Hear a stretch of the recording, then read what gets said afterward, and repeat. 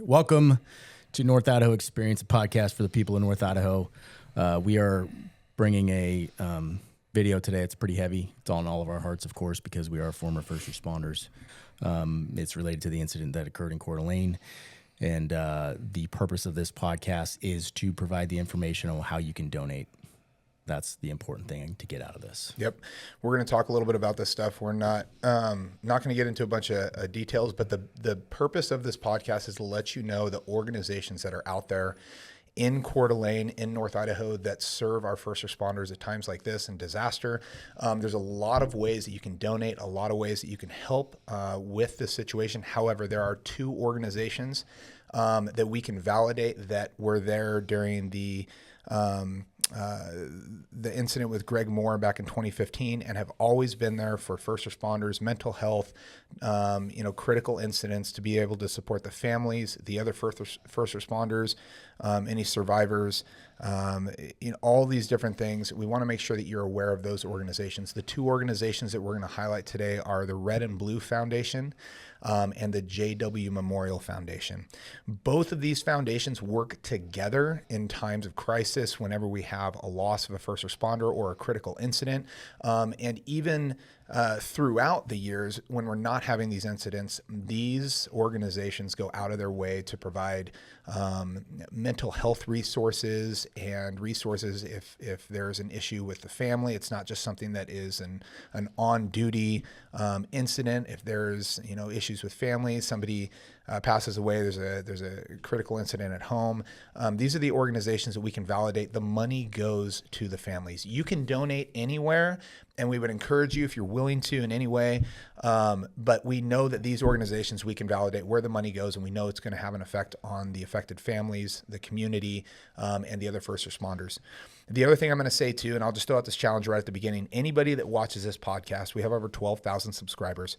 If every person were to put in $10, that would be $120,000. Now, once again, we are not collecting money. We don't want to be in that position, but the Red and Blue Foundation and the JW Memorial, if every person that watched this could pitch in $10, that would be an absolutely amazing thing to see that money go somewhere that we know it's going to directly help these families. Yeah, I had a lot of folks reaching out through our YouTube channel, social media and whatnot, looking for a place. And these are the validated ones that we can guarantee where that money is going to go. And that's super important. And the two of them work together. So it's not one vice the other. They work hand in hand. I mean, I'll mention her on here, Cassie Allen. She owns Anchored Coffee. She's coordinated a whole lot of this, and she's unreal when it comes to organizing this stuff. But she explained JW Memorial kind of covers that gap until the survivorship benefits kick in for those first 2 or 3 months, which is pretty awesome. And then a lot of the follow-on. I mean, I could talk in length about the Red and Blue Foundation.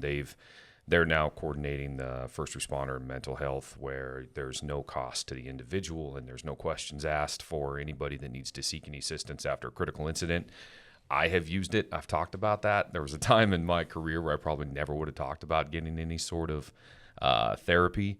And after this, I think we could all agree that situations like this, the day of, is almost easier to handle than the day after. The day of, you have work to do. There's things to do and there's a mission. But the day after, where you start to, where there's not that thing to do and you're decompressing and you're trying to figure out where to go, there's a lot of guys. I mean, it's one thing to perform admirably and, part of your duty to go save somebody else. But when it's your brother and you've sat at their dinner table and their families and you're going to get them from an incident like this, those guys are going to feel that.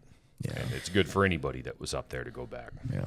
And I will say too, on a positive note, the response, if you have been watching the news or if you're in this community, to see the amount of people that support our first responders, their families, the amount of support and outpouring in this community is amazing.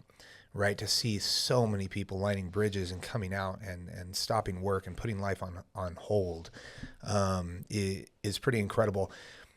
We talk about the fact that there's so many people that live up here that are former first responders, veterans. They've been in a stack, they've been on a fire engine, they have dealt with trauma and medical and everything else. And I will tell you, for any of you that live in this area, that you saw this happen, heard of this happening, and you felt helpless at home, Like, we get it.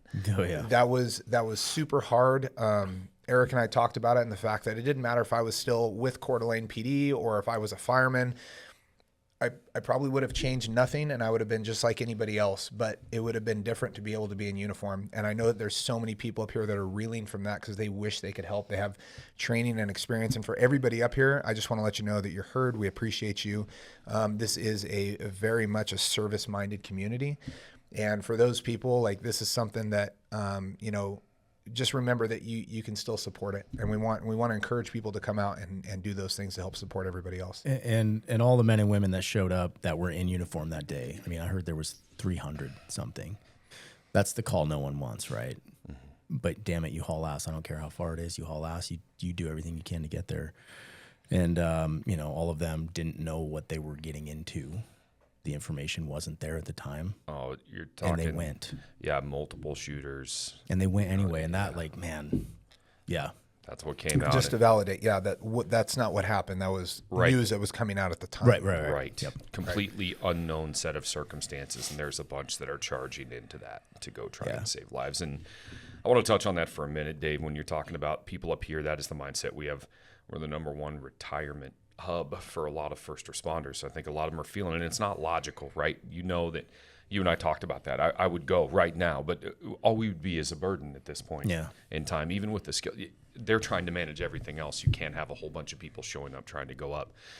And I just think it's that law enforcement's weird, and first responders it's weird. It's almost like the shared trauma. You want to be there to share in it, even if it's horrible. You want to, you feel like you unburden some of that from somebody else, when reality is I had a good friend of mine that put it in perspective for me, and I'm going to share it with those out there in case they felt the same way, because it really kind of changed my mindset around it. He reached out to me and said, "Hey, how are the guys?" And I was not in a great place. I said, "Well, a whole bunch of my guys are up there on that mountain, and I'm sitting here doing absolutely nothing." And he said, "Hey, man, this is going to be, it's a tough pill to swallow, but you have to swallow it. Here's the truth. This isn't about you, and this isn't about your pride. If you were meant to be there, you would be there, and you weren't meant to be there. And the truth is that any of us up there, we likely wouldn't have changed the outcome." While it's hard to hear it and it's hard to digest that, it's 100% the truth, right? If you're meant to be up there, you're meant to be up there. And, another thing too, uniquely so, I've been able to work both sides in fire and law enforcement and kind of have heard how everything went down. We're not going to touch on those details, but I will tell you this too, for any of our first responders that are listening that were involved in that, or if you are not and you've never been in those situations, those guys and gals did nothing wrong. Like, they never put themselves in a bad position. There was there was routine response to an emergency.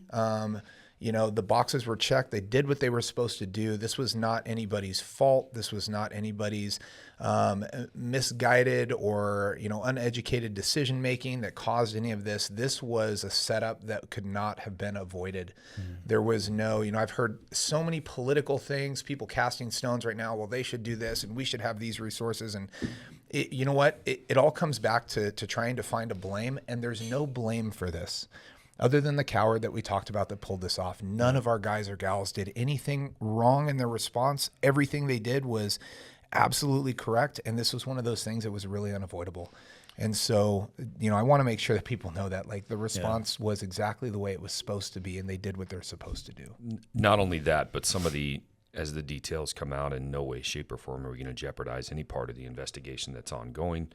But some of the actions taken by the men and women up there and in both uniforms and law enforcement and fire undoubtedly save lives. This could have been so much worse, and it is heart-wrenching to think about how some of those actions took place, and I look forward to hearing those details, likely in future citations that will be garnered for these people. But there were some heroic actions that took place up there. Otherwise, it would have been even worse. As hard as it is losing John and Frank, right? There could have been many more.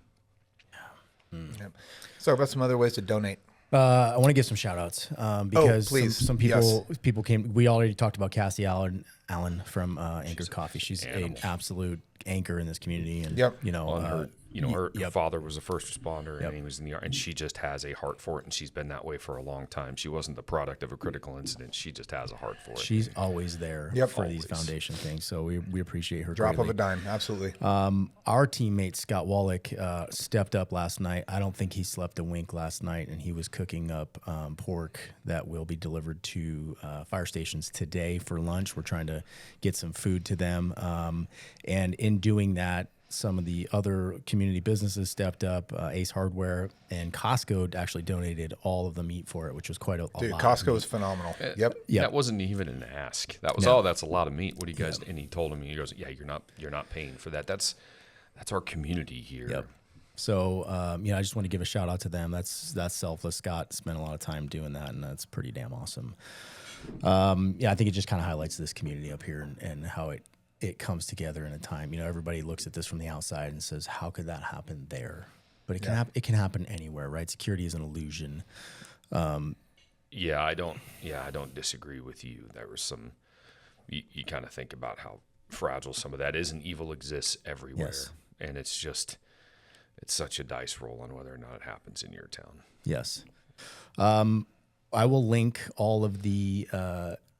I'll put all the links to these foundations in the description in the show notes so that you guys can find them. And really just even like Dave said, it's $10. If every one of you puts $10 in, this doesn't go to anyone but the families. Yep. Relentless Defender too just came out with a shirt. Oh yeah. So the Relentless Defender, once again, working with Red and Blue Foundation, right? You can buy these shirts online right now, relentlessdefender.com, I believe. They have shirts that will memorialize this. They are actually a national organization that works on incidents like this to help fundraise, and they've created shirts to be able to be purchased online, and those donations are coming into the Red and Blue Foundation, which once again will 100% directly benefit the families and the first responder community. Something else doesn't talk about, we just talked about mental health quite a bit. If you're a first responder in our community, if you are a former veteran, if you're anybody that has mental health issues, have thought about self-harm, harm, and anything else like that, we want to get you connected with the right people too. There's resources out there for that. These foundations help with those things, especially for our active first responders. If you're one of those people, you're listening, man, we appreciate you, and we just want to make sure we are not directly involved with any of this stuff, but we have no problem getting you in contact with whoever you would like to make a donation with. If you need help, anything like that, we'd love to be a resource for you. So. No, Relentless Defend, they were so fast with this, and they immediately sent out, and these go straight to families. Part of our goal in doing this is, there's been some other people that have started GoFundMe. There's a significant portion that's taken off the top. Both these foundations, everything goes back. Everything comes back to them. There's nothing taken off the top. But Relentless Defender is the same way.